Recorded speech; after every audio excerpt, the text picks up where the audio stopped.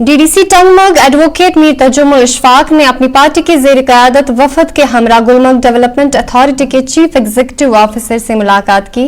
ये मुलाकात कोंगडोरी गुलमर्ग में स्नो मोबाइल सरगर्मियों से मुतल्लिक हालिया अहकामात पर तबादला ख्याल के लिए की गई। मुलाकात के दौरान CEO GDA ने वफद को यकीन दिलाया कि मामले का जायजा कानून के दायरे में लिया जाएगा और तमाम सर्विस फराहम करंदगान के मफादात को मद्देनजर रखते हुए जल्द मुनासिब इकदामात उठाए जाएंगे।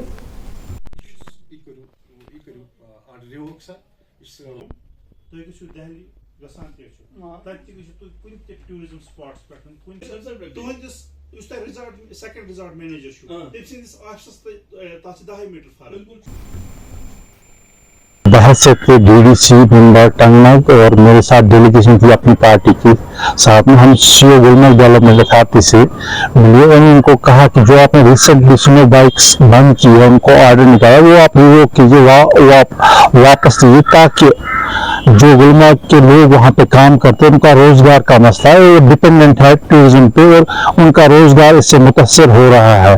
तो उन्होंने कहा कि मैं इस पर नजरसानी करूंगा। और एक वहाँ पे जो इशू उठाया कि गार्बेज जो गुलमर्ग में हो रहा है उसके लिए क्या उन्होंने इंतजाम किए हैं।